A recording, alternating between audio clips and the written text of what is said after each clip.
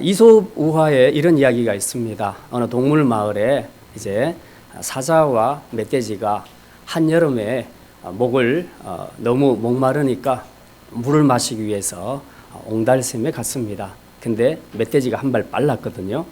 이제 사자를 만났는데 누가 먼저 물을 마실 것인가 서로 눈치를 보고 있습니다. 이제 멧돼지가 사자에게 그렇게 얘기합니다. 사자 형님, 내가 먼저 왔으니까 제가 먼저 물을 마시겠습니다. 그러니까 사자가 그렇게 말합니다. 야 이놈아, 찬물도 순서가 있지. 어떻게 네가 먼저 마신다고 말할 수 있냐. 그래서 이제 둘이서 티각태각 싸움을 벌입니다. 말싸움을 하다가 드디어 몸싸움이 일어났고 드디어 이제 피를 흘리는 그런 싸움까지 이어졌습니다. 둘이 씩씩거리면서 싸움하다가 동시에 벌렁 뒤로 넘어졌는데 하늘에 딱 보니까 큰 독수리 한 마리가 돌고 있습니다. 이 둘 주위를 계속해서 돌고 있습니다. 순간 이제 이 사자와 멧돼지가 생각을 했습니다. 이러다가 죽으면 저 독수리가 우리의 시체를 다 먹겠구나. 결국 우리가 싸움하는 것은 독수리에게 이롭게 하는 거구나. 그렇게 생각하고 이제 사자가 말합니다. 야 멧돼지 네가 먼저 먹어라. 그러니까 멧돼지가 말합니다. 아니요 형님 먼저 드십시오. 그렇게 해서 이제 둘이서 사이좋게 물을 먹고 떠났다는 얘기입니다. 위에서 그걸 지켜보던 독수리가 닭 쫓던 게 지붕 쳐다보는 것처럼 허탈한 심정으로 그렇게 낙심을 했다는 그런 이야기입니다. 이게 이솝 우화 시즌 1입니다. 10년의 세월이 흘렀습니다. 시즌 2. 이 독수리가 장수해서 또 먹이를 구하려고 돌고 있는데 어느 날 밑에 딱 보니까 예전에 싸웠던 그 사자하고 멧돼지가 다시 또 싸우고 있는 겁니다. 그래서 막 날다가 순간적으로 생각이 들었습니다. 내가 10년 전에 실패했는데 그때 내가 나를 드러냈기 때문이다. 그래서 이 독수리가 원래 큰 바위 뒤에서 딱 숨어서 둘 중에 하나가 지쳐 떨어지기를 기다리고 있었습니다.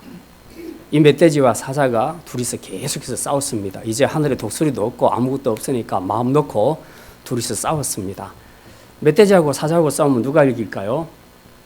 사자가 이기겠죠. 멧돼지도 만만찮은데 결국은 멧돼지가 죽었습니다. 그리고 멧돼지가 워낙 힘이 세다 보니까 사자도 이기기는 했지만 상처를 많이 입고 지쳐서 나가 떨어졌습니다. 그 상태에서 큰 바위 뒤에 숨어있던 독수리가 나타나서 맨 먼저 누구를 찍었을까요? 여러분 같으면 누구를 찍겠습니까? 사자를 먼저 찍습니다. 사자가 힘을 못 쓰거든요. 살기는 살았지만. 그래서 엄청 쪼아대서 결국은 사자를 죽였습니다. 그래서 2마리를 다 차지하게 된 것이죠. 이렇게 미련한 것이 우리 인생이라는 겁니다. 우리가 인생을 살면서 이렇게 하면 안 되더라, 이렇게 해야 되겠더라 하는 엄청난 지혜를 깨달았음에도 불구하고 세월이 지나면 다 잊어버리고 도루묵이 된다는 겁니다. 그러면서 옛날에 그 잘못했던 그 모든 실수와 과오들을 그대로 재생을 해낸다는 것이죠. 오늘 본문 느헤미야 13장에 나오는 이야기가 그런 이야기를 우리에게 말해주고 있습니다. 느헤미야는 주전 444년경에 바벨론에서 이 예루살렘으로 귀환했습니다. 그 바로 직전에 에스라가 들어왔지요. 그래서 에스라와 손잡고 이스라엘 백성들을 회복시키는 일을 했습니다. 특별히 느헤미야는 어떤 일을 했습니까? 성전입니까? 예루살렘 성입니까? 예루살렘 성벽, 무너진 예루살렘 성벽을 쌓는 일을 했지요. 우리가 어제도 그 일을 했지 않습니까? 느헤미야 52기도. 그렇게 해서 지금 이 땅에 무너져가고 있는, 영적으로 무너져가고 있는 이 세상에 우리 깨어있는 느헤미야 중보 기도자들이 하나님 앞에서 이 기도의 벽돌을 하나씩 쌓아 올리는 그 일을 한 거지요. 그게 바로 우리가 이틀 동안 했던, 24시간 동안 했던 느헤미야 기도의 의미입니다. 자, 이렇게 이제 느헤미야는 예루살렘 성벽을 건축하는 이런 일을 담당을 했습니다. 그리고 이제 에스라와 손잡고, 에스라는 무슨 일을 합니까? 성벽이 아니라 이스라엘의 무너진 영적인 부분들을 회복하는 일을 하죠. 그래서 율법을 가르치고 말씀을 강론을 해서 많은 이스라엘 백성들이 스스로 하나님 앞에서 자신들이 뭐가 문제가 있는가를 깨닫고 하나님 앞에 회개하는 큰 부흥의 운동이 일어나게 됩니다. 예루살렘 성벽 하드웨어를 구축하고 소프트웨어, 이스라엘의 영적인 부분까지 다 회복되는 이 엄청난 사상 유례 없는 그런 엄청난 영적인 부흥과 은혜를 맛보았다는 겁니다. 이걸 느헤미야와 에스라가 그 12년 동안 진행을 해서 하나님 나라 백성으로 건재하게 세워 주었다는 거죠. 자, 그랬는데 이제 12년 차에 느헤미야가 어느 정도 자기 할 일을 다 했다고 생각하고 다시 자기가 섬기던 그 바사 땅으로 돌아가게 됩니다. 그 땅으로 돌아갔는데 돌아간 지 1년도 채 못 돼서 이스라엘 가운데 옛날에 개혁하기 이전에 있었던 그 현상이 그대로 나타나는 겁니다. 이제 그래서 느헤미야가 이것 때문에 엄청 가슴 아파하죠. 다시 돌아와가지고 다시 또 재건을 하는 이야기가 느헤미야 13장에 기록이 되어 있습니다. 그러니까 이게 말하자면 느헤미야의 2차 개혁이라고 볼 수 있습니다. 12장까지 기록된 내용들은 다 1차 개혁에 속한다면 지금 13장에 기록된 것은 다 했다고 생각했는데 다 이루었다고 생각을 했는데 다시 무너지는 이스라엘을 보면서 다시 개혁을 하자 하고 마지막 마무리 2차 개혁을 하는 것이 느헤미야 13장의 내용입니다. 자, 그래서 오늘은 왜 이런 개혁들이 계속해서 일어나야 하는가, 그리고 우리 안에는 어떤 개혁이 일어나야 하는가, 이것을 오늘 말씀을 통해서 함께 생각을 하려고 합니다. 첫째로 성전 중심에서 도비아를 몰아내야 합니다. 한번 따라합시다. 성전 중심에서 도비아를 몰아내야 합니다. 이스라엘 백성들의 신앙이 다시 무너졌다는 이 비참한 소식을 듣고 느헤미야가 돌아와서 상황을 돌아봅니다. 그랬더니 맨 먼저 예루살렘 성에 들어갔는데 그 안에 희한한 것을 발견하게 됐습니다. 그게 뭐냐 하면 오늘 본문에 나와 있죠. 4절과 5절 말씀. 4절과 5절 말씀 우리 같이 읽겠습니다. 이전에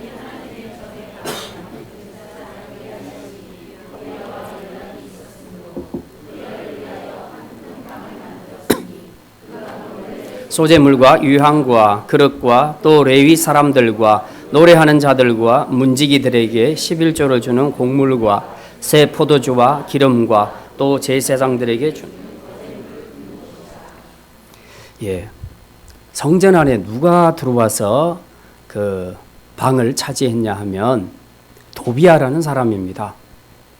당시 제사장으로 있었던 엘리야십과는 친인척인 관계였습니다.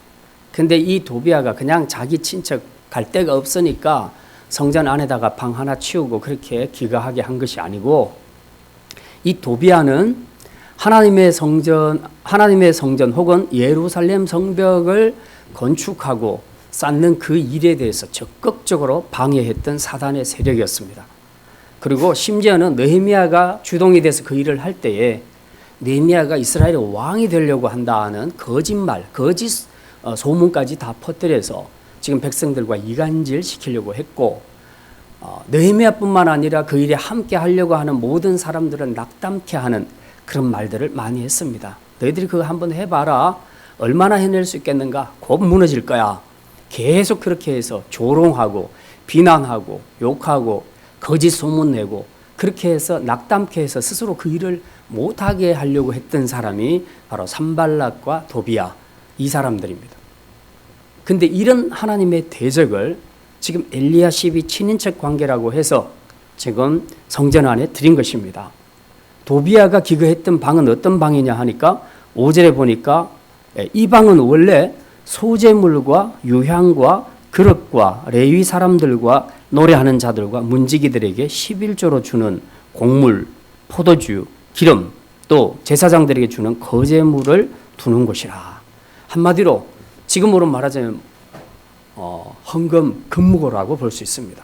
성도들이 낸 11조, 이 모든 것들을 그 당시에는 이제 곡물로 다 냈다면 그 모든 것들을 보관하는 그런 금고와 같은 그런 창고였습니다. 그런 방이었습니다. 근데 거기 있는 것들을 다 빼내버렸습니다. 다 빼내고 도비아가 거기서 살았다는 겁니다. 그리고 이제 하나님 앞에 드려진 11조나 이런 것들은 전부 자기 마음대로 쓰는 것이죠. 그러니까 지금 문제가 생긴 겁니다. 느헤미야가 이걸 보고 정말 깜짝 놀랐습니다. 세상에 어떻게 이럴 수가 있냐. 그래서 이제 화가 난 느헤미야가 여기 보니까 8절에 어떻게 했는가 한번 봅시다. 8절, 9절 같이 읽겠습니다. 내가 심히 근심하여 도비아의 세간을 그 방 밖으로 다 내어 던지고 명령하여 그 방을 정결하게 하고 하나님의 전의 그릇과 소재물과 유향을 다시 그리로 들여놓았느니라. 예. 화가 난 느헤미야가 도비아의 세간을 방 밖으로 다 던져버렸습니다. 그리고 그 방을 다시 깨끗하게 다 정결하게 해서 이전에 놔두었던 하나님의 전의 그릇, 소재물, 유향, 11조, 모든 곡물들 이런 것들을 다시 이제 원상복귀시켜서 그 자리에 보관하게 했다는 것입니다. 도비아가 성전 안에 들어와서 살았다는 것은 뭘 얘기합니까? 도비아는 악한 마귀, 악한 사단을 상징합니다. 악한 마귀가 다른 것도 아니고 성전의 중심부로 들어갔다는 얘기입니다. 그리고 거기서 마치 뱀이 뙬아리를 털듯이 그렇게 거기서 틀고 앉아 있다는 겁니다. 그러니 성전이, 예배가 하나님 앞에서 온전히 드려줄 수 있겠냐 하는 것이죠. 가장 핵심부를 빼앗겼던 겁니다. 사단에게. 우리가 신앙생활하면서요, 이런 성전이 아니라 우리도 하나님의 성전인데 우리 안에 왕이 누구십니까? 하나님이시잖아요. 성전된 이 몸에 하나님이 우리 중심에 계셔서 우리의 삶을 통치하시고 우리와 하나님 사이에 영적인 교제가 풍성하게 일어나야 하는데 이 자리에 하나님이 있는 것이 아니라 세상적인 것이 들어와서 자기가 주인인 것처럼 그렇게 행세를 한다는 것입니다. 지금 이 도비아는 악한 사단의 상징이지만 지금 현대 시대에 우리가 적용을 해본다면 세속적인 우리의 삶의 가치관을 이야기합니다. 그래서 우리 성전된 우리 인격, 우리 마음 중심에 들어와서는 안 되는 이런 세속적인 가치관들이 내 중심에 딱 자리 잡아가지고는 절대로 하나님 앞에서 온전한 예배를 드리지도 못하게 하고 헌신도 못하게 하는 것입니다. 헌신을 다 가로채서 자기 것으로 사용을 한다는 것입니다. 그러니까 우리가 영적으로 무너질 수밖에 없고 또 하나님 나라가 부흥을 체험할 수가 없게 되는 것입니다. 그래서 우리는 항상 우리가 이런 부분들을 생각을 하면서 내 안에 정말 주인이 누구신가, 내 인격, 내 삶의 가장 깊은 센터, 그 중심에 도대체 누가 자리를 잡고 있는가. 원래는 내가 예수님 믿을 때 영접했던 그 주님이 센터에 자리 잡고 계셔서 그분이 통치하시고 우리는 그분의 삶에 순종하고 살아야 하는데 이 센터 자리를 지금 세속적인 가치관, 잘못된 것이 들어와서 나를 주장하게 될 때에 나는 자연스럽게 신앙이 떨어질 수밖에 없게 되는 것이죠. 그래서 우리는 우리 안에 이런 잘못된 것들이 자리를 잡을 때 그걸 가차없이 느헤미야처럼 느헤미야가 이 세간에 있는 모든 것들을 다 밖으로 집어내 던져버리고 완전히 다시 대청소를 해서 원래대로 원상복귀시켰던 것처럼 첫째는 우리가 이런 것들을 다 밖으로 끄집어낼 수 있는 용기와 결단이 있어야 한다는 것입니다. 이걸 이대로 두고서는 우리가 아무리 말씀을 들어도 우리가 아무리 하나님 앞에 봉사를 하고 하더라도 우리의 신앙이 성장할 수가 없는 것입니다. 근본적으로 내 안에서 이 도비아를 끄집어내야 됩니다. 이걸 끄집어낸 상태에서 그 다음에 은혜의 축복이 주어질 때 그것이 나의 은혜로 나의 축복으로 오게 되는 것이죠. 아이들이 공부를 할 때 새롭게 마음먹고 나 이제부터 마음먹고 열심히 공부할 거야. 다음에는 내가 몇 등을 목표로 할 거야. 그렇게 새로운 결심을 합니다. 결심을 하는데 작심삼일이라 잘 안 되는 이유가 뭐겠습니까? 뭐 의지가 약하다 뭐 이런 여러 가지가 있는데요. 제가 볼 때는 공부하지 않고 놀았던 그 시절에 형성된 묵은 습관들을 버리지 못해서 그렇습니다. 그게 정리가 안 되는 겁니다. 그게 내 안에서 여전히 힘으로 작용을 하는 겁니다. 그러니까 내가 즐겨보던 그 컴퓨터 아니면 영화, 드라마 이런 것들을 계속 생각하고 있으니까 공부가 될 리가 없는 거죠. 오랫동안 내 안에서 너무 습관처럼 굳어져 있는 겁니다. 그걸 깨지 못하고 그걸 버리지 못하니까 그 몸은 책상 앞에 앉아 있는데 내 생각, 내 중심은 전부 그쪽으로 다 가 있는 것입니다. 그리고 거기다가 이제 친구까지 사귀게 되면 더 그렇죠. 그래서 이성 친구 사귀게 되면 글자를 보는데 그 글자 속에서 페이지마다 그 아이의 얼굴이 보이잖아요. 그리고 공부가 안 되지요. 그래서 그 부모들이 거의 그런 말을 많이 합니다. 이성교제는 대학교 들어가서 해라. 고등학교 졸업할 때까지는 공부에만 전념해라. 사실은 어떤 애들은 이성교제 하면 더 에너지가 발생을 해서 공부를 더 잘한다고 그렇게 하네요. 종종 그런 애들이 있다고 합니다. 그 안 하던 그 공부의 그 에너지가 자기가 사귀는 여친 때문에 더 발생을 해서 공부의 효과를 일으키는 그런 아이들도 있다고 합니다. 그게 맞으면 그렇게 하는 것이 좋겠죠. 그러나 상당수 애들은 그게 안 됩니다. 여친이 자꾸 생각이 나가지고 시간도 그렇고 마음도 그렇고 자꾸 빼앗깁니다. 그러니까 내 중심에 공부를 향한 목표가 있음에도 불구하고 내 중심에 다른 방해하는 것들이 자리 잡고 있게 되면 결국은 그게 마음이 빼앗기게 되는 것이죠. 그래서 새롭게 마음을 먹었는데도 항상 실패하는 자신의 모습을 보게 되죠. 종종 영화에 보면은 뒷골목 세계에서 이렇게 놀았던 사람들, 또 아니면 소매치기나 이런 거 했던 사람들, 이런 사람들이 이제 어느 날 어떤 사건을 계기로 드디어 나는 손을 씻었다. 그래서 나는 이제는 정상적으로 살 거다. 그렇게 막 결심하고 그렇게 살아가는데도 불구하고 그들이 다시 돌아가는 경우들이 많잖아요. 왜 그럴까요? 그 사람들을 가만히 안 놔두는 겁니다. 예전에 놀던 그 친구들이 쫓아와서 계속해서 한 건만 더 하자고, 한 탕만 더 하자고. 그러면 그러죠. 처음에는 안 된다 하다가 나중에는 이게 마지막이야. 그렇게 하다가 이제 사건이 터지고 감옥에 들어가고 죽고 그런 일들이 생기게 되는 것이죠. 우리가 새로운 결심을 아무리 해도 예전에 내 중심에 자리 잡았던 그것들을 끊어내지 않으면, 그 도비아를 뽑아내지 않으면 계속해서 그것들이 우리에게 영향을 미쳐서 결국은 우리가 하려고 하는 새로운 목표를 이루지 못하게 한다는 것입니다. 영적으로도 마찬가지입니다. 우리가 신앙생활 할 때에 내가 은혜 받고 오늘 정말 말씀 들으니까 내가 그렇게 살아야 되겠다. 그런 결심까지 다 했음에도 불구하고 우리가 자꾸만 실패하게 되는 것은 내 안에 이미 습관처럼 굳어져 버린 그런 내 중심에 있는 도비아들, 생각들, 가치관들, 이런 오래된 버릇들, 이런 것들을 우리가 완전히 청산하지 못하기 때문에 결국은 그런 것들에서 다시 도루묵이 되는 이런 것들을 우리가 보게 되죠. 그래서 개혁에 있어서 가장 첫 번째 해야 될 것은 우리 중심부에 우리의 신앙의 성장을 방해하는 요소는 그런 도비아는 확실하게 끌어내야 된다. 쫓아내야 된다. 버려야 된다. 끊어야 된다는 것입니다. 두 번째입니다. 개혁을 위해서 우리가 해야 될 것, 예배를 위해서 종교적 의무를 다하라는 것입니다. 따라합시다. 예배의 회복을 위해 종교적 의무를 다하라. 느헤미야가 한 두 번째 종교개혁, 오늘 13장에 나와 있는데요. 여기에 보면 10절에 보면 이런 내용이 기록이 되어 있습니다. 우리 10절 말씀 같이 한번 읽겠습니다. 내가 또 알아본 즉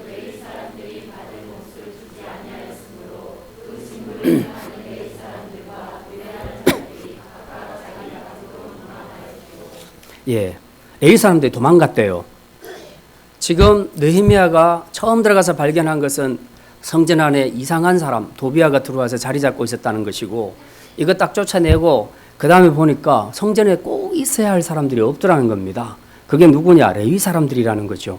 그래서 왜 성전에 레위 사람이 하나도 없냐? 왜 레위 사람들이 하나도 없냐? 그래서 이유를 알아봤더니 레위 사람들이 자기들이 받을 몫을 받지를 못했다는 겁니다. 그래서 다 도망가서 이제 각자 자기 밭에 가서 일하게 되었다는 거죠. 이게 무슨 말입니까? 이스라엘 백성들이 처음 가나안 땅을 차지했을 때 땅을 분배를 하지요. 12지파 땅을 골고루 나누어서 다 분배를 하는 과정에서 한 지파에게는 땅을 주지 않았습니다. 누굽니까? 레위 지파에게는 땅을 주지 않았습니다. 왜 땅을 안 줬습니까? 레위 지파는 전체 나머지 11지파를 하나님 앞에 세우도록 부름받은 하나님의 소유고, 그리고 여호와의 종교를 이끌어 가야 할 그런 하나님 앞에 부름받은 종들입니다. 그래서 하나님께서는 레위 지파에게 너 세상 일은 하지 마. 그리고 너는 전적으로 예배하는 일만 도와. 그래서 거기서 뭐 성전기구 관리하는 사람, 또 금고 관리하는 사람, 성가대, 연주하는 사람, 아무튼 이 성전 안에서 모든 봉사하는 사람들은 전부 레위 사람으로 다 세웠다는 겁니다. 그리고 이 사람들은 절대 다른 일은 못하도록 했습니다. 직장 갖지 마. 다른 일을 하지 마. 그럼 우리는 어떻게 먹고 살아요? 걱정하지 마. 나머지 11지파가 11조를 하나님 앞에 드리면 내 것이 곧 네 것이니까, 그러니까 너희는 이 11조로 생활을 해라. 그래서 레위 지파는 열심히 성전 일에 전념할 수 있었던 거죠. 그래서 이스라엘 지파가 낸 11조를 가지고 생활을 하게 됐던 겁니다. 그런데 지금 백성들이 11조를 안 하는 겁니다. 지금 1년 동안 느헤미야가 들어갔다가 나오는 동안에, 이 1년 동안에 11조 하던 사람들이 갑자기 11조를 끊어버린 거예요. 그러니까 레위 사람들이 밥을 먹어야 되는데 아무것도 안 들어오잖아요. 그러니까 어떻게 해요? 나가서 직장을 찾아야죠. 그래서 자기 밭에 가서 일하였더라. 요즘으로 말하자면 취직한 겁니다. 세상 기업에 들어가서 그렇게 취직하고 알바도 하고 그렇게 하게 된 거죠. 자, 그러니 누가 교회를 섬기겠습니까? 교회는 텅 비어 있죠. 그 예배가 죽는 거 아닙니까? 지금 우리나라에도 독립하지 못하는 개척교회들이 꽤 많이 있습니다. 제가 알기로 통계에서 거의 한 70% 정도는 독립을 하지 못하고 있습니다. 무슨 얘기입니까? 개척교회를 하다 보면 작게 하잖아요. 그리고 열악한 환경에서 하다 보니까 성도들이 안 오죠. 안 오니까 경제적으로 힘들어집니다. 그러니까 목사님 생활비를 교회에서 주지를 못하는 겁니다. 기본 생활이 안 되니까 목사님도 자녀가 있고 애들 교육도 시켜야 되고 여러 가지를 해야 되는데 지금 성도들의 수입이 없으니까 그럼 결국은 어떻게 해야 됩니까? 가만히 앉아서 계속 굶어 죽을 수는 없잖아요. 그래서 목사님들이 주중에 일하러 나가요. 어떤 분들은 운전도 하고 어떤 분들은 노가다도 하고 그렇게 합니다. 막 그것에 대해서 옳냐 그러냐 여러 가지 이야기들이 많이 있지만 오늘 이 본문을 놓고 보면 둘 다 문제가 있는 겁니다. 첫째는 이스라엘 백성들이 11조만 제대로 드렸어도 이 레위 지파가 그럴 일은 없었다는 거죠. 왜? 사람이니까 먹고 살아야 되니까. 근데 또 레위 지파도 그렇습니다. 하나님 앞에서 자신들이 어떻게 부름을 받았습니까? 이 여호와의 종교를 통해서 이스라엘 백성들이 제사장 나라로 하나님 나라로 서가는 그 일에 가장 선봉에 세워졌고 부름을 받았는데 그 사명을 놔버린 겁니다. 먹는 거 안 주니까. 물론 이제 생계가 힘드니까 나간 건 사실이지만 어쨌든 레위 지파도 잘했다고는 볼 수 없는 겁니다. 양쪽 다 문제가 되는 것이죠. 그런데 오늘 본문에서 느헤미야는 확실하게 이 문제에 대해서 짚어줍니다. 11절에 이게 이제 이번 주 요절 말씀인데요. 11절 말씀 같이 한번 읽겠습니다. 내가 모든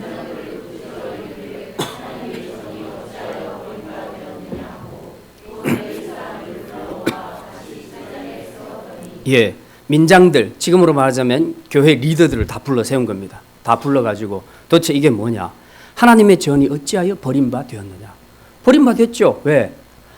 예배를 섬기고 성전을 섬겨야 될 레위인들이 다 가버렸잖아요. 텅텅 비어 있는 거예요. 지금 폐허처럼 텅텅 비어 있는 거예요. 그러니까 하나님의 전이 버려진 거예요. 지금 왜 이렇게 됐냐는 거죠.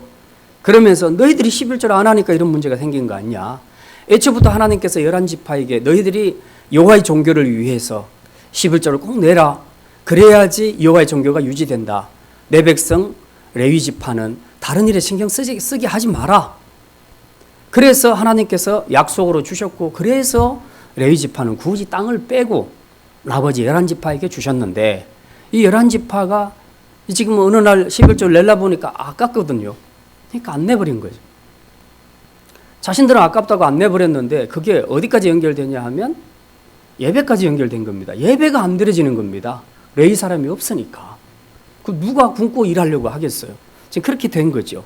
그러니까 느헤미야가 불러서 리더들에게 엄청나게 꾸짖습니다. 어떻게 하나님의 전이 이렇게 버림받도록 너희들이 이렇게 살 수 있느냐. 그래서 엄청나게 꾸짖었습니다. 그러고는 이제 레위 사람들을 다시 다 불러 모아서 제자리에 세웠더라. 그렇게 말합니다. 그러니까 이제 앞으로 11조를 하도록 하겠다는 거죠. 그렇게 해서 이제 이걸 계기로 이스라엘 백성들이 다시 11조를 하게 됩니다. 우리가 11조뿐만 아니라 모든 것이 다 마찬가지입니다. 하나님 앞에서 중요한 것은 다 우리가 온전한 예배를 위해서입니다. 실제로 우리가 하는 헌금 생활이나 아니면 봉사 생활이나 이 모든 것들 하는 나타나는 방향은 다 다르지만은 이게 궁극적으로 어디로 가냐 하면 예배로 이어지는 겁니다. 우리 교회에서도 보면 항상 매주마다 청소하시는 남자분들이 있고요. 그 다음에 매주마다 반찬을 준비하는 여전대 회원들이 있습니다. 뿐만이 아니라 차량 운행하시는 분들도 있고 또 교회가 수리해야 될 그런 문제가 생기면 수리하는 봉사를 하시는 분들이 있습니다. 아이들을 가르치는 교사들도 있고요. 또 성가대의 찬양도 있습니다. 각 영역에서 각 기관에서 서로 모양은 다르지만은 다 섬겨가고 있습니다. 우리 교회는 작아도 다른 교회에 비해서 제가 참 감사하는 것은 이런 헌신들이 잘 돼 있다는 겁니다. 근데 이런 헌신들은 전부 우리 안에 하나님에 대한 받은 그 은혜, 그 감사 때문에 우리가 할 수 있는 것이죠.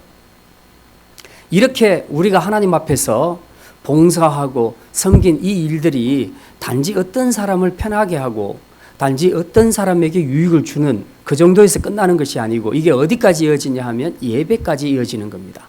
사실은 우리가 하는 모든 봉사가 예배 때문에 이루어진다고 해도 과언이 아닙니다. 이게 잘 돼야 예배가 온전하게 드려지게 되는 것이죠. 그래서 우리가 하나님 앞에 온전한 순종, 온전한 봉사, 섬김의 도를 다하게 될 때에 예배에서 은혜를 받게 되는 것입니다. 이런 준비, 섬김이 하나도 안 되면 예배를 어떻게 드릴 것입니까? 차량 봉사가 안 되면 애들이 예배에 못 올 거 아닙니까? 식사 준비 안 하면 그래서 예배 드리고 집에 가시는 분들은 관계없겠지만 여기 남아서 계속 봉사해야 될 분들은 굶어야 되잖아요. 여러 가지로 우리가 섬기고 있는 모든 것들이 궁극적으로는 다 예배를 향하고 있습니다. 그리고 그 예배에서 우리는 하나님 앞에 은혜와 축복을 받게 되는 줄 믿으시기를 바랍니다. 그래서 봉사와 섬김은 절대 예배와 구분된 것이 아니다. 여러분은 그냥 단지 청소했을 뿐이고 여러분은 단지 차량 운행을 해줬을 뿐이지만 그것이 궁극적으로 예배를 통해서 우리 성도들을 하나님 앞에 세우는 엄청난 역사에 동참했다 하는 것을 믿으시기를 바랍니다. 그래서 우리가 하나님 앞에서 이 예배를 중심으로 봉사가 이루어져야 하는 것입니다. 그런데 이스라엘 백성들은 이걸 안 했단 말이죠. 21조를 아주 가볍게 생각하고 자기가 아까우니까 안 해버리니까 결국은 나중에 이스라엘 공동체가 다 무너져 버린 겁니다. 그래서 나중에 어느 정도까지 무너지냐, 오늘 13장 14절까지만 읽었는데요. 15절부터 이 뒤에 가면 두 가지 문제를 더 지적하고 있습니다. 15절 16절에 보면은 이스라엘 백성들이 안식일에 장사를 하더라. 예, 잠깐 확인만 할게요. 15절 16절 같이 읽습니다. 그때에 내가 본즉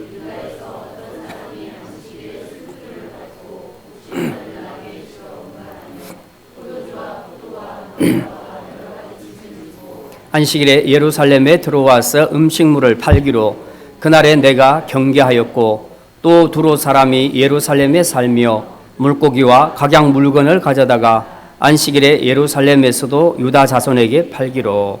예, 그래서 느헤미야가 꾸짖습니다. 17절에 내가 유다의 모든 귀인들을 꾸짖어 그들에게 이르기를 너희가 어찌 이 악을 행하여 안식일을 범하느냐. 11조도 안 낼 정도의 이스라엘 백성들이니까 안식일도 당연히 범하게 되는 것이죠. 예배가 무너지면 안식일을 지키는 것도 다 무너지게 되어 있습니다. 그 다음 보면 23절, 24절 이방 혼인에 관한 이야기입니다. 같이 읽습니다. 그때에 내가 또 본즉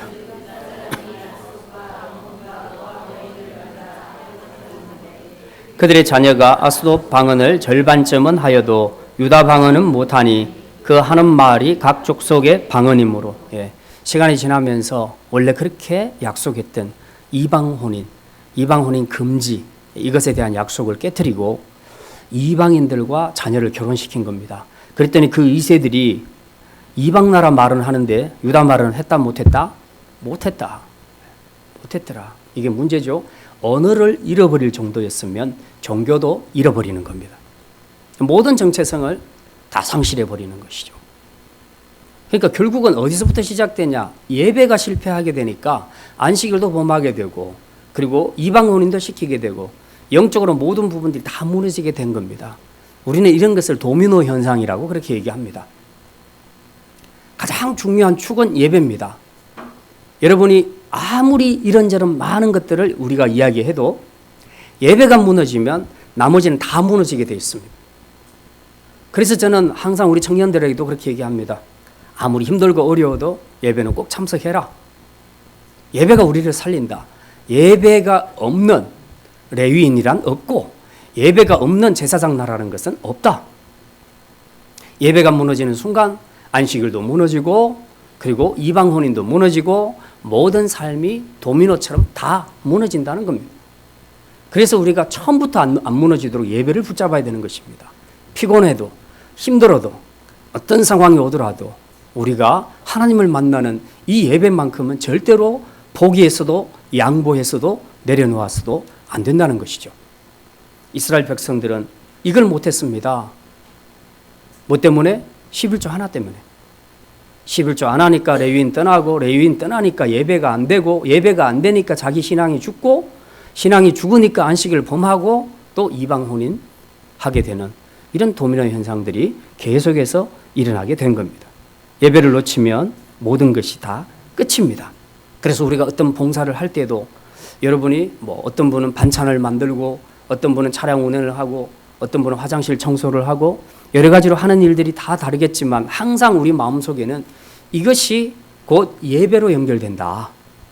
이 예배를 통해 우리 영이 살아야 그 다음에 나의 모든 삶이 보장될 수 있다. 이런 생각을 가지고 우리가 봉사에 임해야 된다는 사실입니다. 이제 말씀을 마지막 말씀 드립니다. 개혁은 날마다 이루어져야 합니다. 한번 따라합시다. 개혁은 날마다 이루어져야 합니다. 느헤미야 13장 오늘 이 본문의 내용을 보면 사실상 새로운 것이 아니었고요. 예전에 느헤미야가 다 했던 개혁들입니다. 개혁의 내용이 다른 게 없어요. 다 옛날에 했던 건데 불과 1년 만에 지금 도루묵이 되어버린 것이죠. 열심히 종교개혁이 이루었더니 이렇게 도루묵이 된 이스라엘을 보면서 지도자인 느헤미야의 마음이 어떻겠습니까? 진짜 우리 교사들은 그런 거 좀 느낄지 모르겠어요. 열심히 가르쳤는데 잘하는 것 같았는데 잠깐 다른 변화가 있고 나중에 보니까 또 똑같이 돌아와 있는 거예요. 그러면 피교육자를 보면서 그런 생각이 들 거 아니에요. 도대체 언제까지 가르쳐야 될까? 언제까지? 도대체 언제나 쟤들이 변화될 수 있을까? 이제 그런 생각이 들지 않겠습니까? 그래서 느헤미야도 마찬가지죠.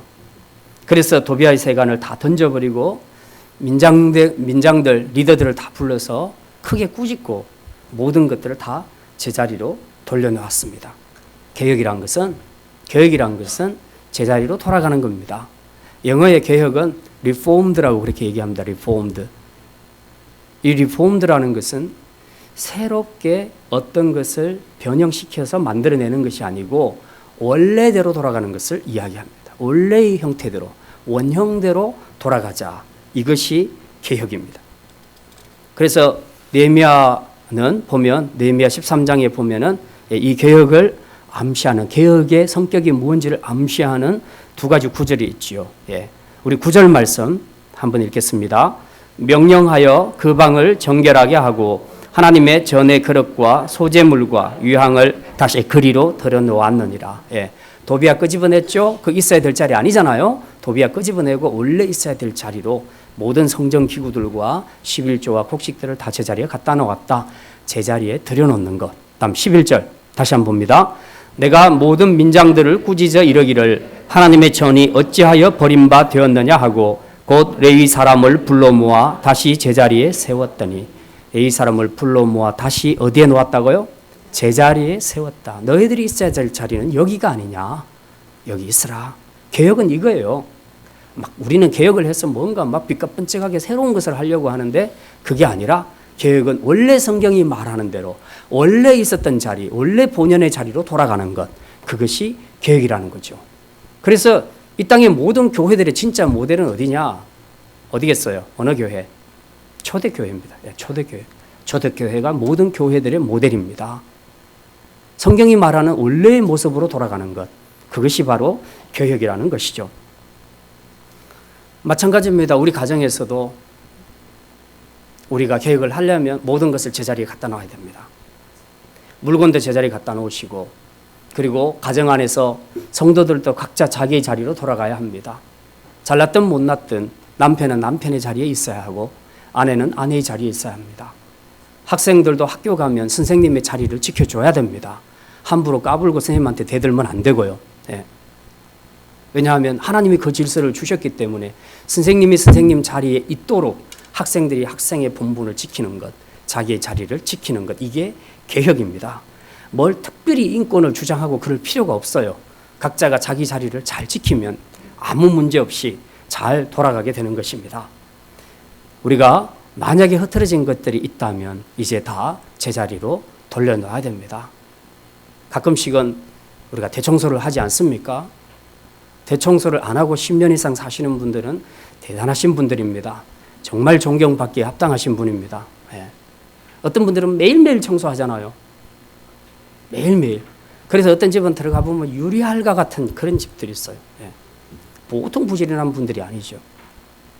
그런데 어떤 분들은 그냥 있는 대로 그냥 사시잖아요. 예.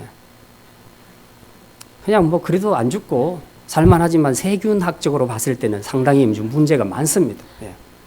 이런 것들을 한 번씩 청소를 해줘야 돼요. 할 수만 있으면 매일 하는 게 좋고, 저는 매일 하는데 너무 스트레스 받고 힘들다 그러면은 조금 기간을 두더라도 자주자주 청소를 해주는 것이 좋습니다. 그래서 아닌 것이 그 자리에 와 있는 건 돌려놔야 될 거 아니에요. 왜 침대맡에 빵이 있냐고. 예. 그러면 안 되잖아요. 예. 주방에 왜 핸드폰이 계속 거기 있냐고. 그러니까 우리가 항상 제자리에 안 가 있는 것들을 제자리로 갖다 놓는 것을 우리는 청소라고 얘기하지 않습니까? 예. 그렇게 청소를 해서 제자리에 갖다 놔야 우리가 편리하게 살 수 있는 것이죠. 저도 뭘 하나 찾으려고 그러면 항상 저는 그래요. 세면대에 꼭 치약이 있어야 되는데 꼭 치약이 없어져 있어요. 그래서 제가 또 하나를 갖다 놓거든요. 새 걸 풀어서. 그럼 또 없어져 있어요. 제가 4개까지 해봤습니다. 4개까지 다 없어져 있어요. 어디 갔는가 보면 항상 주방에 가 있어요. 범인이 누군지 저는 잘 몰라요. 예. 제가 갖다 놓으면 또 가고 또 가고.